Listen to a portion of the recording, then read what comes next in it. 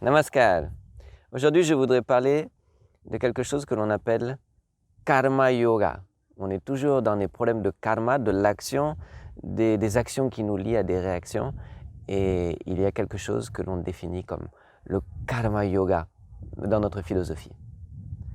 Il y a quelques jours, j'ai discuté avec une amie et cette amie me disait que vraiment, elle n'arrive plus à tenir sa routine de pratique spirituelle et qu'elle a tellement d'activités, elle a tellement de projets, c'est devenu difficile, elle a perdu l'équilibre, elle se sent à nouveau vivre comme une mécanique. Et donc il faudrait, d'après elle, qu'elle mette un peu une pause, qu'elle freine un peu toutes ses actions pour revenir sur le plan spirituel. Et donc, naturellement, je voulais l'encourager dans ce sens, puisque je suis là pour encourager les gens à la pratique spirituelle. Et puis, avec un second temps de réflexion, je me suis dit, mais moi-même qui suis ici en Afrique, au Burkina Faso, je travaille du matin au soir. Je n'ai jamais autant travaillé que depuis que je suis devenu Dada. Travaille du matin au soir. Bien sûr, on se lève très tôt. On a des temps de méditation. On pratique la méditation le matin. Pour ma part, de 5h à 6h30 le matin, je pratique ma méditation, des fois plus long, des fois plus longtemps. À midi, je pratique une petite méditation avant de déjeuner. Le soir encore, entre une demi-heure et 1 heure de méditation. Et avant de m'endormir, une petite méditation encore. Mais tout le reste du temps, je suis très actif. Je travaille. Donc, je me suis trouvé un peu dans l'embarras de lui conseiller d'arrêter de travailler pour pratiquer, alors que ce n'est pas ce que moi-même je fais. C'est pourquoi je voulais revenir sur je voudrais remettre l'accent sur le karma yoga. Le karma yoga, c'est le yoga de l'action. Maintenant, comment est-ce qu'un yogi entrevoit la vie et entrevoit l'action? Puisque cet univers s'appelle Jagat. Jagat, ça veut dire quelque chose qui est tout le temps, perpétuellement en mouvement. Et être en vie, c'est être en mouvement. La mort, c'est l'absence de mouvement. Donc, comment est-ce qu'on peut en même temps être impliqué dans le mouvement, dans l'action, et en même temps se libérer de ces liens qui nous asservissent, qui nous tiennent pieds et poings liés à des réactions, à des conséquences. Et la formule de ce karma yoga, qui en même temps nous permet d'être tout le temps actifs dans ce monde, et en même temps nous permet de nous libérer, de nous affranchir de ces réactions, toutes nos actions, et il y a une formule. Et cette formule, elle est décrite dans ce qu'on appelle le karma yoga. La première chose que l'on va faire, c'est non pas s'abstenir des actions, mais on va essayer de ne pas attendre de fruits de nos actions. C'est un des grands enseignements de la Bhagavad Gita de Krishna, qui dit nous avons droit aux actions, mais nous n'avons pas le droit aux fruits de nos actions. C'est-à-dire nous avons autorité sur nos actions, mais nous n'avons pas l'autorité sur le résultat de nos actions.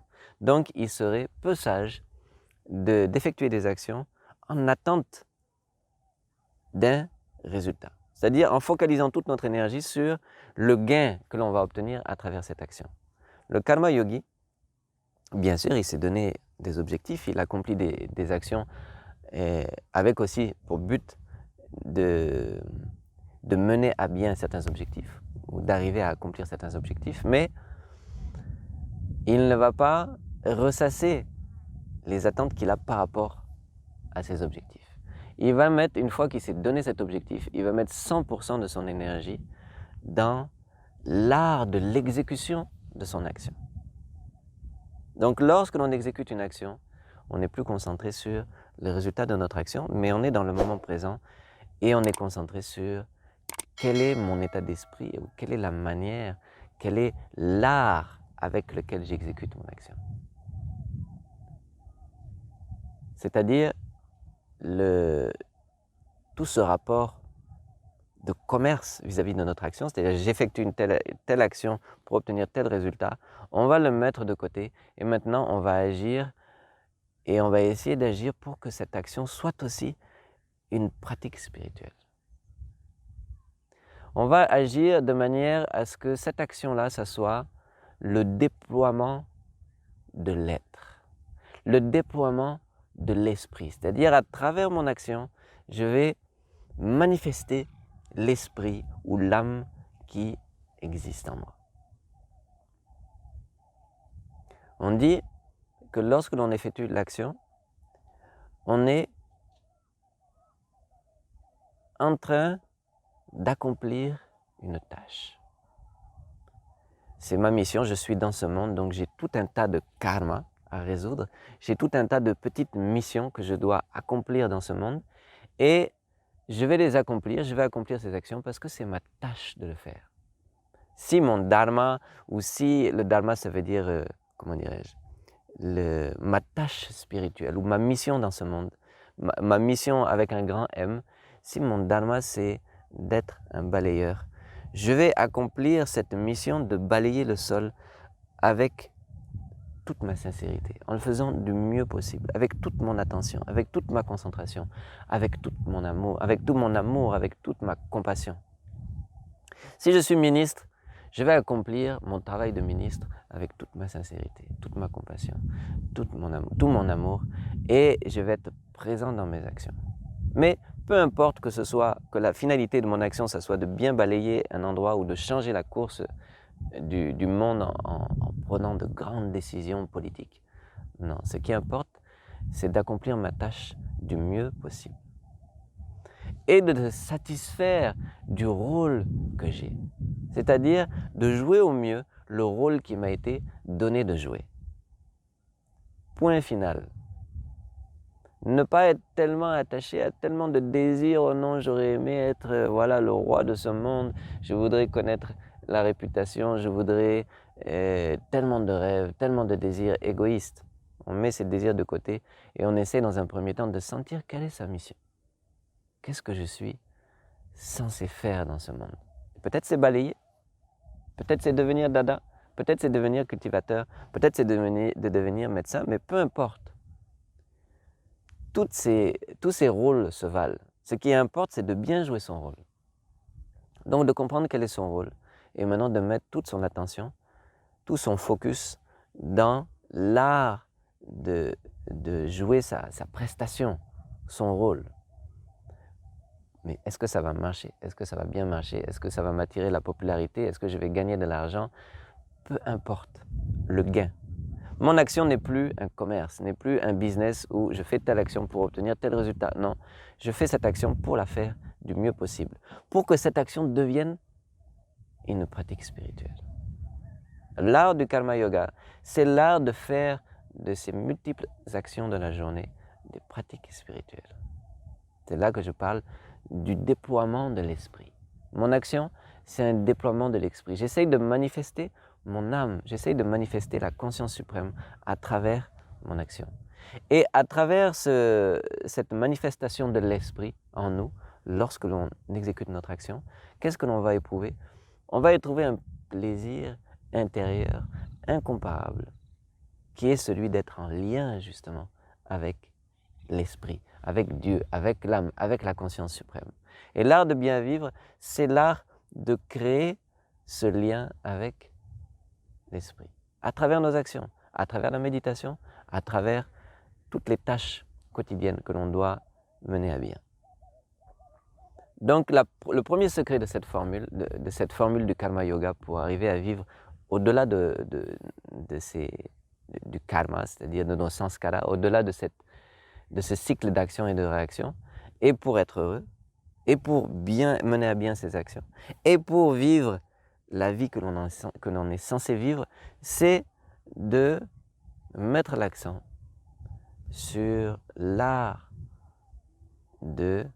d'agir, et non pas sur le gain que l'on attend, ou la satisfaction des désirs que l'on attend lors de l'exécution de cette action. C'est la première chose.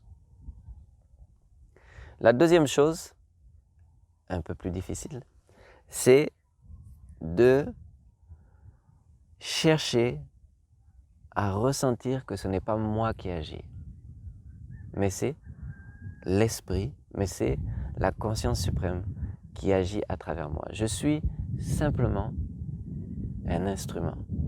De ne pas avoir la vanité d'être l'auteur de nos actions. Et là encore, c'est quelque chose de très difficile. C'est-à-dire d'agir sans penser, oh voilà, je suis vraiment un bon docteur, je suis vraiment un musicien fameux, je suis un orateur incroyable, je.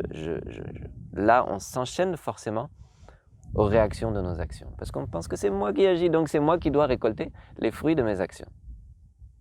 Même si je n'ai pas pensé aux fruits de mes actions, mais comme je pense que c'est moi qui agis, forcément, je suis attaché à la réaction de mon action.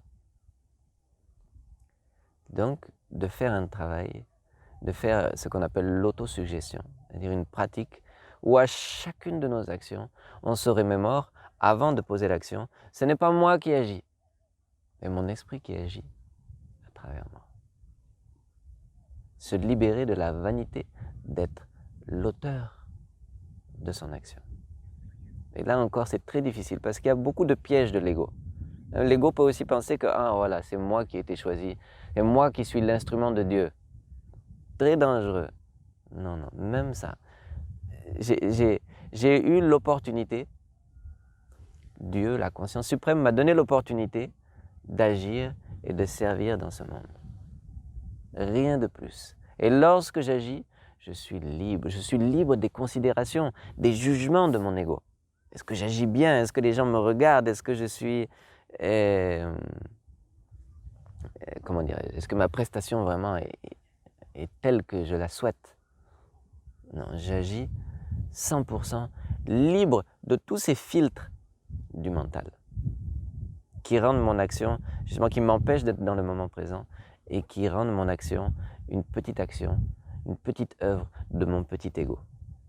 Mais je me libère de toutes ces considérations et j'agis, je fais ma tâche qu'il m'a été donné de faire sans en attendre des résultats. Mais j'essaye de la faire du mieux possible et j'éprouve une telle joie de sentir que c'est un flot, un flux qui passe à travers moi et qui me permet d'agir. Mon ego balayé de côté. Donc, la première chose, de ne pas attendre les fruits de ses actions. La deuxième, de ne pas se sentir l'auteur de ses actions. Et maintenant, la troisième, c'est d'offrir ses actions à l'autel du suprême ou à l'autel de l'esprit encore. À chacune des actions que je fais, qu'elles soient couronnées de succès ou qu'elles soient un échec, et j'imagine cette action peut-être sous la forme d'une fleur et je la redonne au suprême. Ce que tu m'as permis de faire, tu m'as donné l'opportunité d'agir, cette action, elle est comme une fleur et je te l'offre en retour. Et là encore, l'ego qui veut toujours sortir, il veut toujours sortir vainqueur de la bataille. L'ego encore doit s'abandonner. Et encore là, cet abandon, encore ce don de soi, c'est quelque chose qui est très, qui enrichit le cœur. Qui enrichit le cœur. L'abandon à la conscience suprême, l'abandon à l'esprit, l'abandon à Dieu, est la plus belle chose qu'une personne peut vivre. Ça fait très peur. C'est une ouverture totale. Vous voyez quand vous êtes, quand vous voyez un enfant, un nourrisson, vous voyez la manière dont il est ouvert à sa maman. Il n'y a pas de filtre entre sa maman et puis lui. Tous ses besoins, il les a remis dans les mains de sa maman. Il est libre de toute responsabilité pour lui-même, toute charge pour lui-même. De la même manière, un aspirant spirituel, un homme, lorsqu'il arrive à s'abandonner à Dieu, lorsqu'il arrive à éprouver un tant soit peu ce sentiment d'abandon à Dieu, il y a une ouverture qui se fait au niveau du cœur, qui est quelque chose qu'aucun plaisir de ce monde ne peut rivaliser. Je me rappelle avoir vu un film qui s'appelle L'Apôtre. C'est un très beau film. Et à la fin du film, il y a un pasteur protestant. Et c'est une longue histoire. Bref, ils ont, avec les quelques membres de sa confrérie, ils ont construit une église avec tout leur amour, avec toute leur sueur. Vraiment, c'est une longue histoire qui est très prenante. Et puis, finalement, dans la petite ville où ils sont, il y a des gens qui sont contre l'avènement de cette église et d'avoir des voilà, les gens deviennent protestants parce qu'il est très charismatique, ce pasteur. Les gens deviennent protestants, donc ça dérange des gens. Et finalement, il y a un de ces villageois qui prend son gros bulldozer, s'avance de l'église, et donc il y a toute une scène qui est vraiment très bien filmée. Et il y a tout ce suspense là où la personne arrive avec le bulldozer, donc le méchant arrive avec le bulldozer, il va pour détruire l'église, et tous les membres de cette église se mettent devant, ils font une barrière humaine entre le bulldozer et puis l'église, et demandent d'arrêter. Mais non, il ne veut pas s'arrêter. Il avance. Et finalement, le pasteur prend la Bible et pose la Bible juste à côté de la roue ou de la chenille du bulldozer. Et donc, il lui dit, roule. Avant de rouler sur l'église, il faudra rouler sur la Bible. Et a priori, ce chauffeur de bulldozer n'est pas quelqu'un même de croyant, non? Donc il devrait rouler sans problème. Mais il y a une tension qui est montée. Il y a quelque chose qui se passe. Donc il arrête, il arrête le bulldozer et descend du bulldozer pour prendre la Bible et la mettre de côté pour pouvoir avancer vers l'église. Donc tous les membres sont là. Cette tension augmente, et au moment de prendre la Bible, et on sent qu'il hésite à prendre la Bible, c'est-à-dire il y a un doute, le caractère sacré de la chose le fait douter à ce moment-là.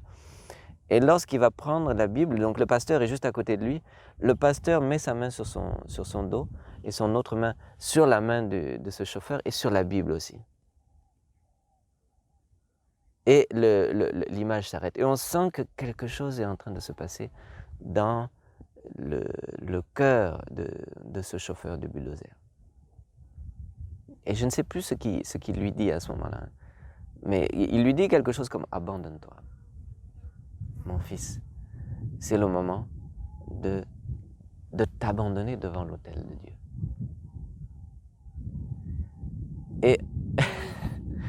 Et ce chauffeur est là, il a quelques instants d'hésitation, et puis son cœur s'ouvre. C'est très bien filmé, on sent exactement ce qui peut se passer à l'intérieur de cet homme-là. Son cœur s'ouvre et il commence à tomber en sanglots sur la Bible. Et finalement, il se relève doucement, et puis il s'embrasse avec le pasteur, et vraiment, tout le monde pleure. Enfin, c'est quelque chose qu'il faut vivre. Il n'y a rien de plus beau dans sa vie d'avoir un moment où on libère, c'est-à-dire toute notre vie, on a vécu en essayant de protéger notre ego. Protéger, les gens nous ont humiliés, il y a eu tellement de difficultés, on a tellement du mal à s'aimer, on n'a jamais été aimé comme on l'aurait souhaité. Et là, soudainement, devant Dieu, le cœur s'ouvre, l'ego s'abandonne, et ce qui vient à travers cette nouvelle ouverture, ce qui nous arrive, est quelque chose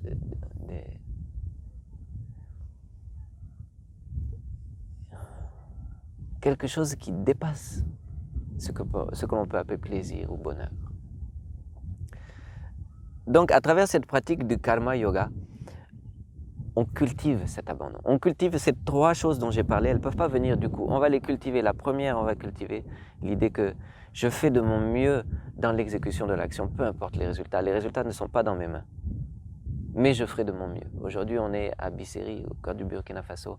On a tellement de projets. On a ouvert une école, une clinique, et une entreprise artisanale, et que sais-je encore.